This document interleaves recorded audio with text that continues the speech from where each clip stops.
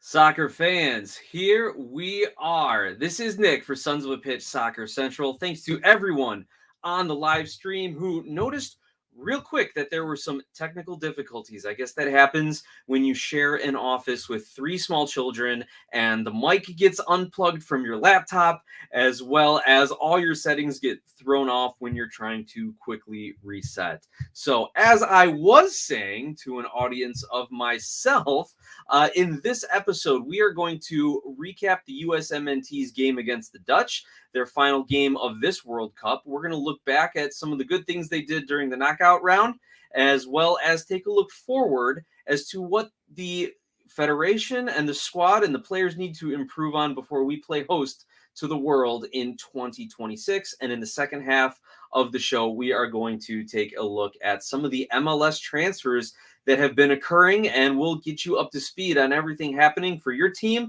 for the East, the West, and what some of these moves just might mean. I want to thank Rocky at Talking to Woods, who already jumped in because he is pumped for his Portland Timbers to sign some new attacking talent. We're going to get to Evander for sure. Connor Knows Soccer is joining us as well. Connor, thank you for all the chats and everything jumping in during all the World Cup streams and everything on Twitter. Angus McCorder, great to have you back on the chat. Appreciate you being here with us and sending in all of your soccer comments as we do each and every week. So without further ado, let's dive into some of our USMNT talk. As we all know, at this point, the United States lost 3-1 against the Netherlands, against the Dutch, against Holland. Pick one, the result stays the same, losing 3-1 in that knockout round. Now, the biggest moment in this match was definitely the second goal for the Dutch, coming not even 30 seconds before halftime. That just kind of killed everything that the United States had been doing up to that point, and it really probably changed everything that was going to be said in the locker room at halftime. If you're going into that game 1-0 down as the United States, you can continue to play your game. You can continue to do the things that you think you do best and hopefully get that goal. They had some good opportunities. Going down 2-0, they had to make some changes, and they could not get the tactical adjustments done at halftime. Let's take a quick look at some of the statistics, and then we can kind of get some of your thoughts in the chat as to what you saw and what you expected. Looking at the stats, and as I tweeted this out during the game, this is a result where the stats don't matter. The United States had almost 60% of the possession, 17 shots, 8 on goal. They had over almost 570 passes at an 83% passing completion rate. Now, if we're comparing this to the club game, this is actually pretty decent numbers here, right? They had 5 corners, 22 crosses, and I'm sure a lot of those came in late in the game when they were just trying to generate something, and they got away from all sorts of kind of tactics and formations and were just lobbing balls in. 3 offsides, at least they were pushing forward. Here's where you saw a little bit of a shift to the Dutch. They had a +4 duels won, as well as +4 on tackles won. Both keepers came up with some saves, 5 saves for the Dutch, 4 for Matt Turner and net for the U.S. And looking at some of the other lesser stats here can kind of tell you a little bit that the Dutch had 27 clearances. So the U.S. was putting pressure on them, right? Looking at the shooting breakdown, you can see here that there were a lot of shots getting peppered in from the various areas around the box. Like you see where the Dutch get their goals were right in those main areas here, right? And looking at the United States, they had shots coming in from this most dangerous zone right on the edge of the box, that zone 14, as it's called. They were getting in some dangerous areas, but could not get those high-quality opportunities. The best opportunity was that early one, second or third minute, that Christian Pulisic was not able to find the back of the net on. And again, that goes in, completely different game. The Dutch open up their tactics of kind of absorbing pressure and passing the ball around the back line to try to disorganize the United States defense. Maybe that doesn't happen, or maybe it does. But again, Pulisic doesn't get the goal, and the game unfolds as it does. If you want to look at the passing statistics, despite the United States having an 83% possession, 83% completion on their passing, only 70% of the completion came in the attacking half and 67% in the final third. So you could see that they were not completing passes in dangerous areas and only 11% completion on the crosses. So despite all the crosses, very, very few were actually any sort of threat to the defense. And if you are a fan of expected goals, I think the Dutch had around 1.7 xG and the United States had around 1.5 xG. So the Dutch, few shots, few opportunities, making the most of them. The United States, on the other hand, unable to convert their their best chances. I'm going to throw the lineups up here while I read some of your comments, because we've got a lot of great comments that are coming in on the chat. And I encourage anyone who's listening on YouTube, make sure you subscribe, turn on those notifications, and join us every Monday night. And for those listening on the podcast, and you can find us wherever you get your podcasts, make sure you find us on YouTube and join the live chat if you're ever available. We got some great comments that are coming in here, and Rocky says it best here. Possession numbers kind of lie in this game is a perfect example because the Dutch let us in. Right, the Dutch, everyone thought the battle would be in the midfield, and the United States controlled for large parts of the game in the midfield, but the Dutch were able to maintain possession along in their defensive third and really allowed their their game plan to play out the way we wanted. A new Wiseman with a great comment here. I'm sorry, the Dutch played out the way they wanted against the United States. A new Wiseman says Van Dijk kept our strikers at bay. And actually, if you guys want to get into a real deep dive of the tactics and the formation breakdown of this, the last episode of Extra Time over at the MLS really gets in the nitty gritty of Van Dijk's man marking and Davy Claessen's kind of man marking and pushing high up, and how that just kind of threw the U.S. out of their shape a little bit, and the U.S. couldn't hit those long balls. But go ahead over there, check that out if you want. But from what I saw, where I think the United States came up short was in those second half adjustments. Despite having the energy, the intensity, showing that we can go toe-to-toe with the Dutch team that is one of the tops in the world, and they played like it so far during this World Cup, we were not able to really take advantage of our chances, number one. So individual talent needs to improve. But number two, when we saw what those Dutch defenders were doing, when Van Dijk was stepping forward, when Klaassen was stepping forward, or when the Dutch in their own possession were really sort of knocking around the ball, the United States was not disciplined enough to anticipate where those Dutch passes would be. And if you look at the 3 goals, you can always find at least one American player out of position. Look, maybe that's youth, maybe that's inexperience. It probably is. If you want to have a comparison in American sports, look at American football. When the linebacker or the cornerback releases and thinks the safety's he's got safety help over the top, and the safety's actually on the other side of the field or coming down to bite on a run fake, that's kind of what happened with the United States. We didn't get the rotations over. Think about it in basketball, right? Help defense. Those rotations, those helpers were not coming over. It allowed Dutch attackers to get open looks, and they are not going to miss when they have that kind of quality. Let's take a couple other comments, and then we can get into some other comments I had. Rocky says it here. Dutch coach playing checkers, Gregg Berhalter, the American coach, playing Connect 4. Well, he did connect a lot of passes, right? I suppose if that's going to be the comment, I can roll with it. Rocky continues on saying, stats usually don't lie, quote unquote, but we saw how confident they were in defense, and it was absolutely right. Now, the one thing I'm going to say about the Dutch tactics here, a lot of people are ripping apart Gregg Berhalter, and to a certain extent, he deserves criticism for not being able to adjust. Now, in a condensed tournament format with a young lineup, maybe it was never going to happen. But at the same time, he got beat by Louis van Gaal, who's one of the best coaches probably of all time, depending on who you ask. So the fact that you lose to him, that he outclassed you, that he outcoached you, I mean, tip of the hat. It's Louis van Gaal, right? So I guess we can't fault the Americans for being outcoached by one of the best to ever do it. So, but they do have to do better. There were certain things they could have done better. Absolutely. All right, let's get back to some of my notes on here. I want to start positive. This is me. Should we do the compliment sandwich, guys? Say something good, say something bad, say something. No, we'll start positive, and then we'll look at some of the things moving forward. Right? Positive coming out of this World Cup, the United States got out of a group that was much more difficult than I think American fans wanted to say. I think a lot of American fans wanted us to do bad so that they could feel justified in their criticism of the federation, of the coach, and of certain players. But the United States group, we saw Iran, Wales, and the United States were very, very closely ranked in a lot of metrics. And we saw those results that it was only England that really had the one result that stood out among the group when they defeated Iran 6-2. Otherwise, the results were pretty tight. So these teams were a lot more closely ranked and more evenly matched than I think we thought going in.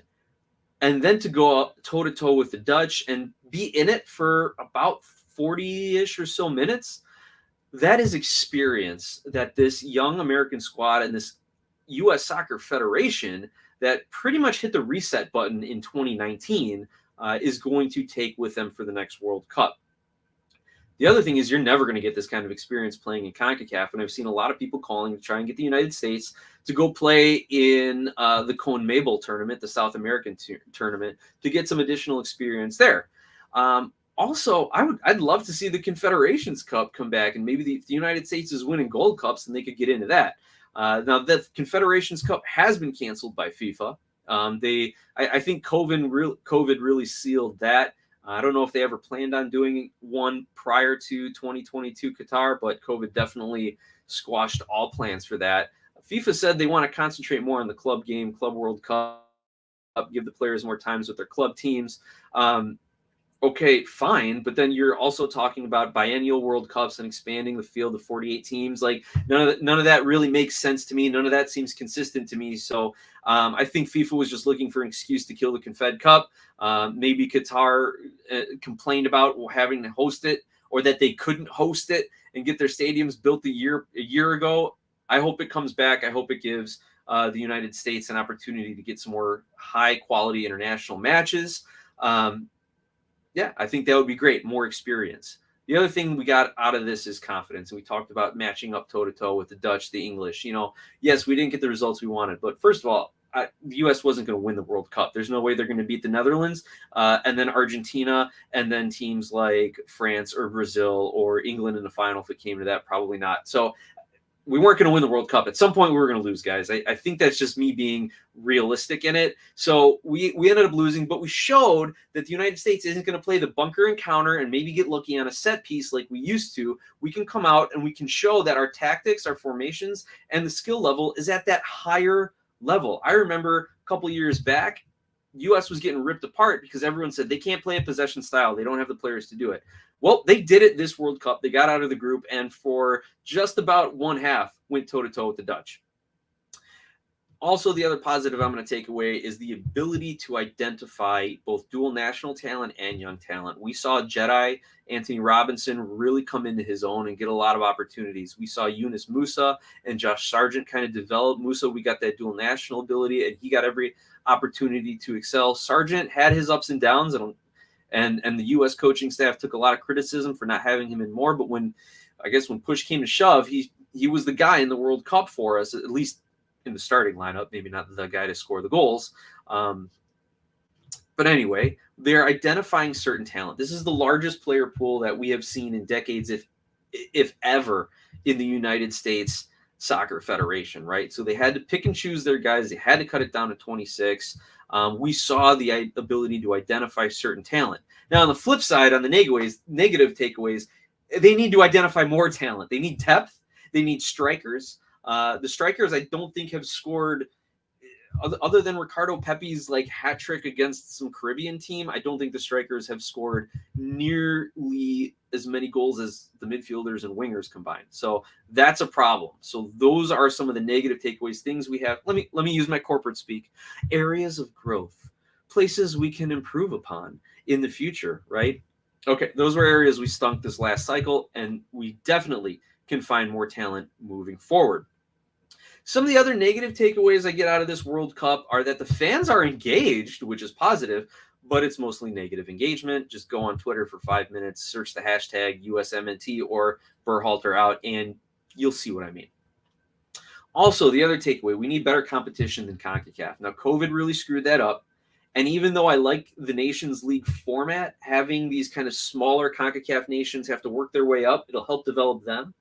We need better top-end competition for the United States, Mexico, Canada, and to an extent, Costa Rica, Honduras, and maybe even Panama. The United States needs to be getting games against Uruguay, Netherlands, Japan, Saudi Arabia, Morocco. Not just these friendlies before the cup, guys. They need to play those as their tune-ups for bigger competitions and then get to the level where they are playing friendlies against England, France, Germany, Spain, and go toe-to-toe with those guys. We're on the path. I just hope FIFA allows us to do it. And then, of course, everything's been said about coaching. Berhalter needs to make better halftime adjustments as well as figure out some of his substitution patterns. Now, is their struggles in this World Cup a result of a young team that is having a difficult time adjusting on the fly? Is it a result of him being a poor coach or making poor decisions? Is it a result of the United States really controlling games and playing the game they want to? So why change it with early substitutions in the second half? Maybe it's a combination of all three, but at the end of the day, our coaches do need to get better. Let me take some of your comments here, and then I'll give you a final thought on the USMNT here, right? So we have a new Wiseman jumping in saying, don't forget, Pulisic put his soccer balls on the line against Iran to get out of the group. You're absolutely right. Without that one spectacular play, this is a completely different conversation the United States may not be getting out of the group. We've got T-Mac jumping in the conversation. Great to see you back, T-Mac. He says USA needs to get into Copa America with Mexico and Canada. That would be phenomenal. I would love to see some other kind of, I'm not going to say Super League, but like an international something or other where we can get US, Mexico, Canada to go play maybe a little friendly tournament with Argentina, Brazil, Colombia, something like that, maybe even Chile or Venezuela to increase the competition there. We're seeing it with MLS and Liga MX and the Campeones Cup, Leagues Cup, things of that nature. Now, if we can do that on the international level, then I think that would help the United States immensely.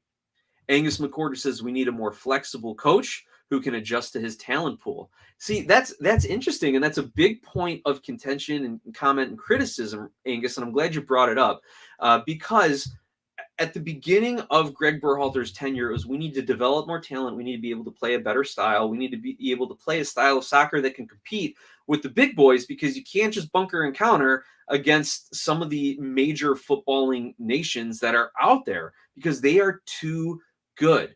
So we did that over the 2 years. But where I think where your point really comes in that we need to be more flexible. Sorry, I'm stumbling over my words there. I'm so excited to talk about this. Where I think the idea of flexibility needs to come in is when you have options like Weah, Reyna, Aronson, and you can use those three guys in kind of one position if needed be. How are you going to rotate them in and out? How are we going to be more flexible? How is Serginho Dest going to be more flexible than a DeAndre Yedlin? Kind of those more micro-level flexibility. That's what I'm thinking. And Rocky says over half the MLS players are already South American anyway. Good idea, Nick. There we go. Thanks, Rocky. I appreciate you saying I have a good idea every now and then. Best way to get in the chat is to compliment the host. Definitely. A new Wiseman with a comment, if Daryl DK wasn't hurt and was at his form when he was at Barnsley, then he'd truck Van Dijk into the ground. I would have loved to see that matchup between two just giant beasts of men of soccer mass just going at it. I would have loved to see, especially if Van Dijk was going to be kind of man-marking him a little bit or following him if he's dropping back. But, DK, not hurt. And I don't know how well he would have fit into maybe a false nine role that Berhalter wanted to play against the Netherlands. Then again, maybe it was just what Berhalter's plan was all along. Okay, great comments, guys. Let me leave you with a few thoughts, and then we'll jump into halftime here. Overall, though, I had so much fun watching this United States men's national team at World Cup 2022 in Qatar. They played high intensity, entertaining soccer, and it really got me into the game. I'm jumping around my living room, watching everything. Even my 6-year-old, who has more energy than a dozen Energizer bunnies, is looking at me going, "Baba, you're making me nervous. Calm down a little bit." Those are the looks I was getting from my 6-year-old. I had so much fun with my kids. I had so much fun watching this, introducing them to the World Cup with the United States. We were at breakfast with Santa for the second half of the US-Netherlands game, and I'm on my phone. We've got gingerbread houses and candy and carols, and here's my family huddled over my phone watching the USA versus Netherlands. Like, that is going to be one of our Christmas memories from here on out. Remember that time when the gingerbread house got half finished because we were watching the US play the Dutch? Like, it has been so much fun for many, many reasons. Also, for all the live chats that Mike has been hosting, the listen-ins, the watch-alongs that he has been doing, listening to World Cup broadcasts in my car, driving to work, not trying to yell and scream and make sure my car stays in the lane as I'm going 75 miles down the highway, right? Like, these are some of the memories, being able to talk about it with everyone here on the live chat on a weekly basis. These are some of the great memories that I'm going to have as a U.S. fan during World Cup 2022, and I absolutely couldn't have enjoyed it anymore, other than when the United States, if they would have just been winning a little bit more. So, guys, we're going to take a quick halftime break. Please keep the chat going. A new Wiseman, Rocky, Angus, you guys have got some great comments, so I encourage everyone listening to come back and check these comments out on the live chat.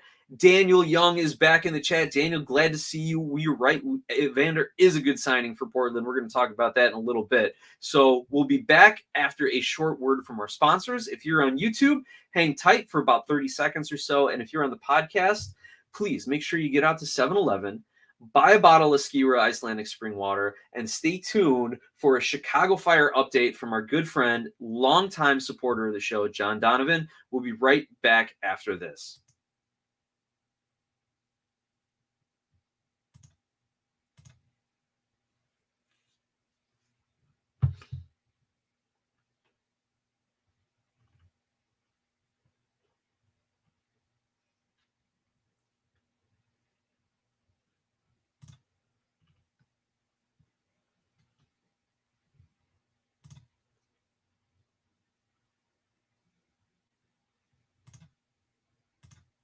All right, we are back for the second half of the show. Thank you for allowing me a moment to catch my breath. I'm going to try and slow it down here so I can get all the words out in the right order with the right syllables. Syllables is? Anyway, we'll figure it out together. Thank you again to John Donovan and to Skira Icelandic Spring Water for being our biggest supporter of Sons of a Pitch Soccer Central. We wouldn't be here without them and their support. So make sure next time you're walking by your corner store, you see that 7-Eleven, go grab a bottle of Skira Icelandic Spring Water, pH balanced, only the best water for you. Also, John, thanks for the Chicago Fire update. The Chicago Fire haven't been making too many moves. We've seen kind of more so who they haven't signed than who they have. We also saw Xherdan Shaqiri of Switzerland having a decent World Cup tournament. God, I wish we could have seen that with the Chicago Fire this last year. Things might have gone a little bit better for them. Maybe they squeak into the playoffs. But we've got some more Chicago Fire news coming up in a little bit. But right now, we are going to take a look around the MLS. We got some transfer tracker up here on the screen. We'll look at a few headlines. But first, some big news out of LA, or Carson more appropriately. The LA Galaxy have been sanctioned by Major League Soccer for violations of salary, budget, and roster guidelines in 2019. So the league's audits are going back a few seasons, and they caught the Galaxy cooking the books a bit in relation to Christian Pavon's salary. The club did not include certain payments in their salary and roster category. The league found it and issued the following sanctions: $1 million fine, $1 million loss of general allocation money, and they're prohibited from international signings in the summer transfer window. So big money moves against the Galaxy. They're going to either have to blitz this winter and get some things done, or they're just going to have to eat it for this next season. Unfortunately, for them, they seem to be making progress. They look like they may be able, with few right moves, to contend for some trophies, and it looks like this is really going to set them back. In addition to the club sanctions, President Chris Klein has been suspended through the winter 2023 transfer window, so head coach Greg Vanney is going to assume his duties. And former general manager Dennis Teclosa, who is no longer in MLS, I forget where he ended up, if he ever wants to come back and hold a job in Major League Soccer, he's got to apply to the league to be reinstated, and I'm sure they'll hand out several penalties there. Now, this is awful for the Galaxy, but hey, you play with fire, you get burned, I suppose. But I would expect to see a couple more of these things. I think this is a wake-up call to the clubs. Now, we all know the salary cap in the league. We all know that players want to be paid a lot more money, and we as fans want to see increased salary caps so you can get bigger and better players. So what have these clubs been doing, right? They have been making sure that they work with these big name players, these stars, these designated players, to get them endorsement deals, sponsorships, maybe some sweet real estate. I think the Galaxy just played it a little too fast and loose and probably just giving them handouts to Christian Phone in this case. But we all know that these clubs are doing so much more to help offset the money that these star players could be making in other leagues around the world when there is no salary cap. I'd expect to see this more in the future. And Rocky says it right. Watch LAFC get hit next. They've certainly been skirting the line according to a lot of people, right? And Rocky says it here, not having that transfer window is a huge dagger unless they get USMNT players. Excuse me.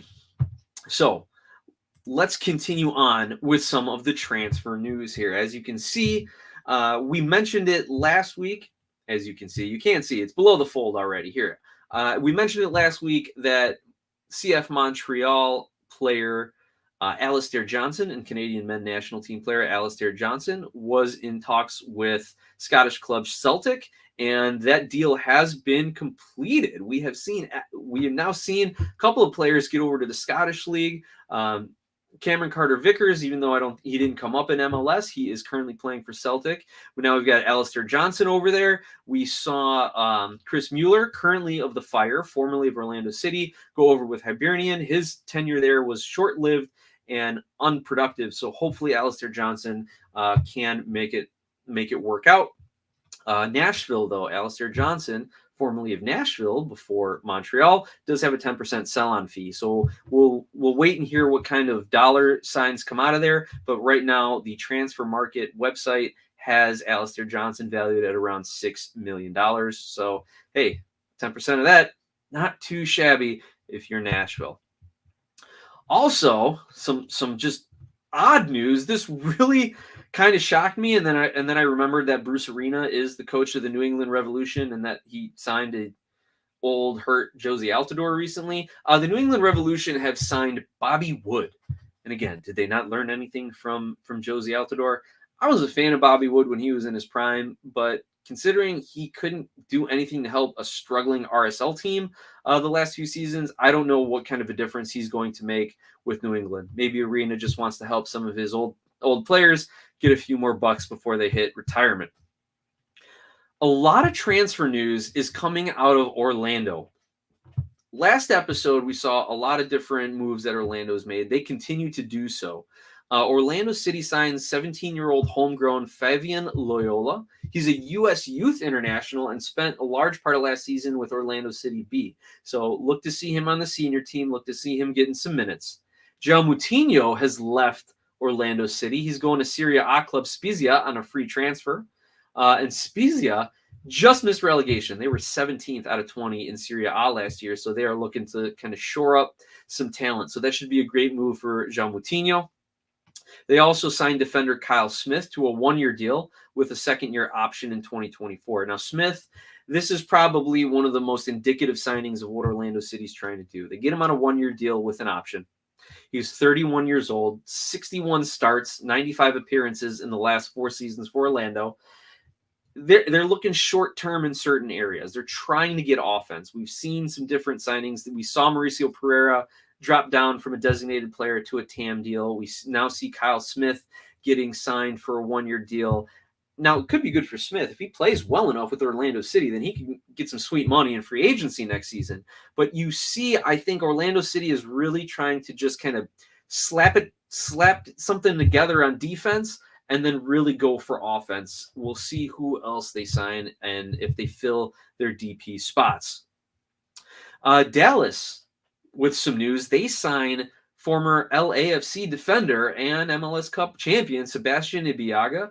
Now, he's 30 years old, and it looks like a little bit of an insurance move if Matt Hedges leaves, and even if he stays. There's a couple of aging center backs. Now, 30, I guess, isn't too bad for a center back, right? Or for a defender, unless you need a wing back to be pushing up and getting in on the attack. So Ibeagha could be penciled in as the starter, but they're going to need Nkosi Tafari to really step up.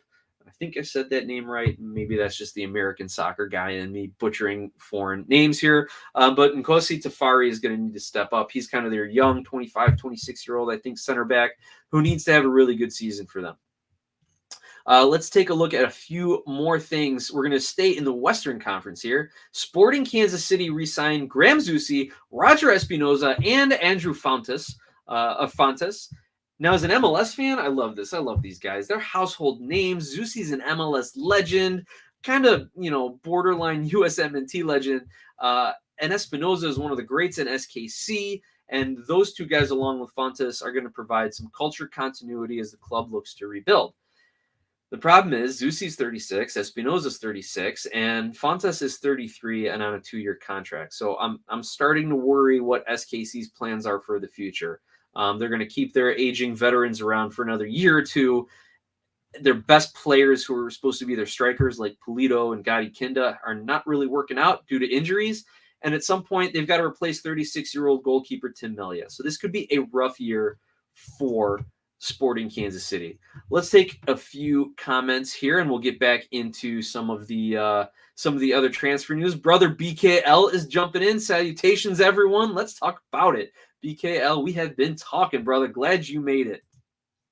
Rocky says, curious as to where Joseph Martinez lands, if in the MLS.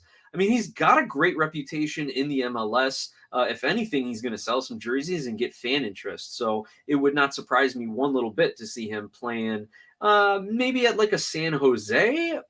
God, I'd love to see him here in Chicago.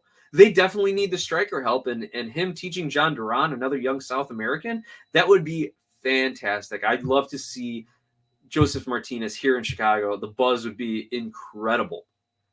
But even if he doesn't play, I don't know if he has done well enough, and especially his drop in form after the knee injuries, I don't know if he's well enough to make a move to a Big Five league in Europe or even go to Europe. I'm sure he has options in South America if he wants it, but I would love for him to stay in MLS, come to Chicago, or maybe a club that can maybe get him on the cheap, depending on what Garth Lagerwey wants to do with him, their new CEO and president, which, by the way, I was listening to an interview of Garth Lagerwey on MLS Extra Time, and we were kind of thinking Carlos Bocanegra might be on the out, but unless Lagerwey is one of the best actors of all time, it sounds like he's going to keep Bocanegra around for another year or so, just to kind of allow him to do his thing and see if it fits his style. A new Wiseman, I know you're going to love hearing that Bocanegra is going to be back for another year, potentially.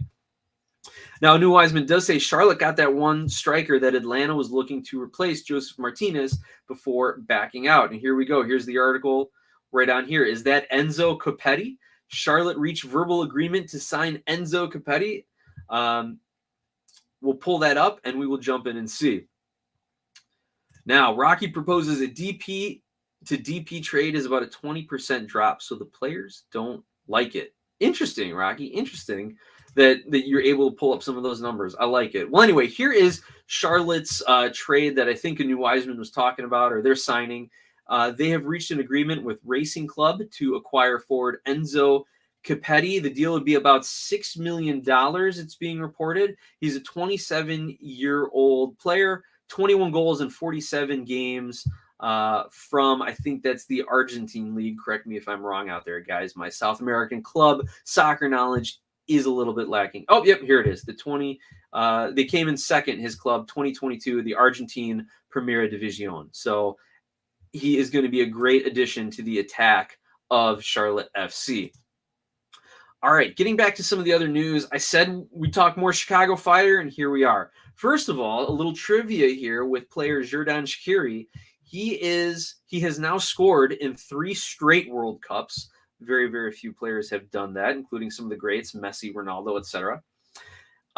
He has actually played in 4 World Cups, and only 51 players in men's World Cup history have played in 4 World Cups. And I actually mean getting minutes on the pitch. There have been a handful of others who have been on rosters for 4 World Cups, but to have actually played, gotten minutes, started, whatever it is, in 4 World Cups, only 51 players, and now Xherdan Shaqiri has joined that list. By the way, only 6 players have ever played in 5 World Cups, and I think DeMarcus Beasley was a Trinidad and Tobago equalizer away from being the 7th player. Anyway, the Chicago Fire, additionally, this is big news for me as a Fire fan from back in the expansion days. Zach Thornton, former Chicago Fire goalkeeper and Chicago Fire legend, also, I think 8 times capped for the U.S. men's national team. Zach Thornton is now the new Chicago Fire goalkeeper coach, and I am a huge fan of this. I can't wait to see what he's going to do with the raw talent that Chris Brady already has, and what he's doing on the youth international level, and then translating that to the MLS game, and what he is going to help some of the MLS veterans tweak in their game as well. So very excited for Zach Thornton as the new goalkeeper coach. His coaching pedigree, he's coached a little bit in college, I think maybe in Maryland, if I recall the article I was reading. He's also coached in MLS, most recently with Houston, before that DC. And a little trivia about Zach Thornton, he is only one of 3 Chicago Fire players who were on their team for all 6 of their trophies, with CJ Brown and Chris Armas. So the Chicago Fire won MLS Cup and a Supporter Shield, and then 4 U.S. Open Cups. Zach Thornton was a part of all of them. So the guy knows how to win in the league. Great for the Chicago Fire. Ismail Kone of CF Montreal and the Canadian national team is set to join Watford, and it's reported to be a club record transfer fee. Transfer market has him valued at €6 million, so good for Montreal and developing him. Great for Wilfred Nancy. I wonder if he's going to do it when he moves to Columbus. Oh, not finalized yet, but we'll see if he can develop some young players for them. Also, a little bit for your world soccer knowledge, Watford is owned by the same family that owns the Italian club Udinese. So there's some speculation that Kone, should Watford get relegated, may then get a transfer or a loan over to Udinese so he can stay in top flight soccer. Rocky, I know you've been waiting for it. We're going to talk Portland Timbers right now. The Timbers have signed Brazilian attacking midfielder Evander. This has been in the works for some time now. He's going to occupy a DP spot for the Timbers, and this is the piece that the Timbers have needed. I hope now that they can go back and build out some of their midfield and some of their wingers a little bit, because they needed a striker like 3 or 4 seasons ago. I think, what was it, Brian Rodriguez was supposed to be that guy, and then he had all sorts of personal issues that we don't need to rehash.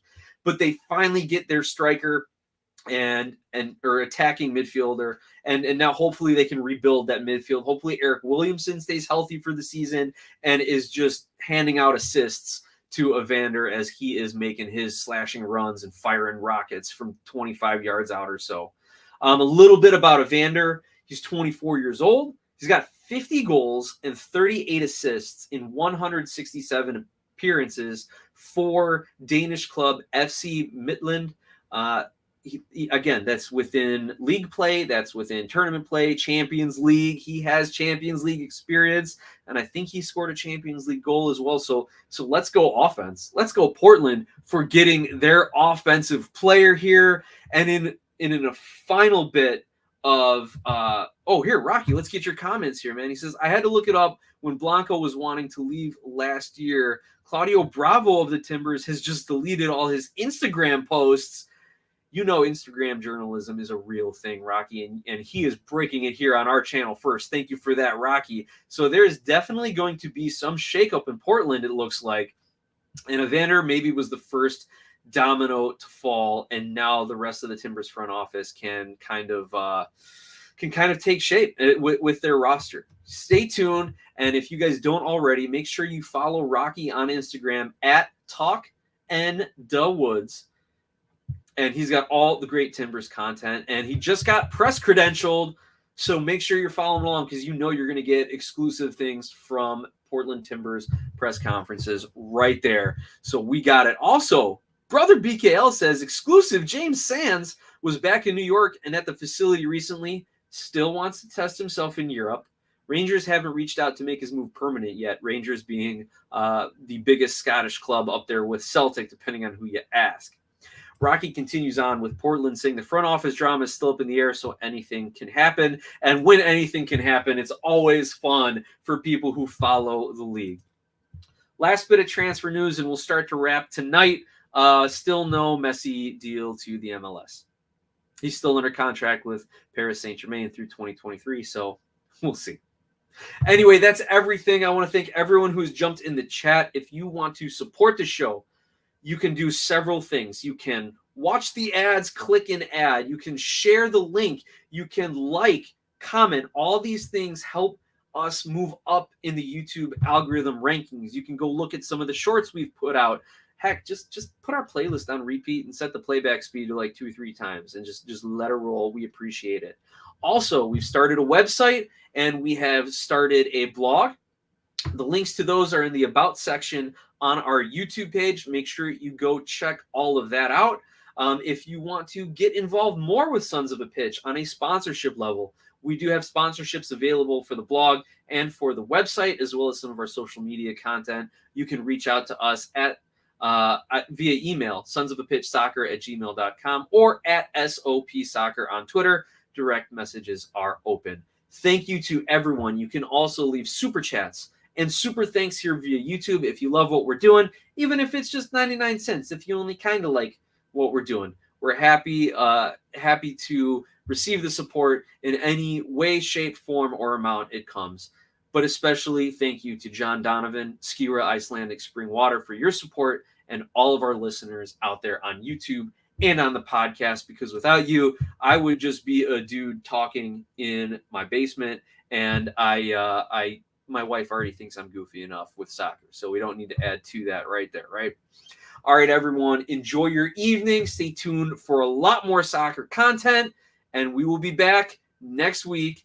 As always, enjoy your night.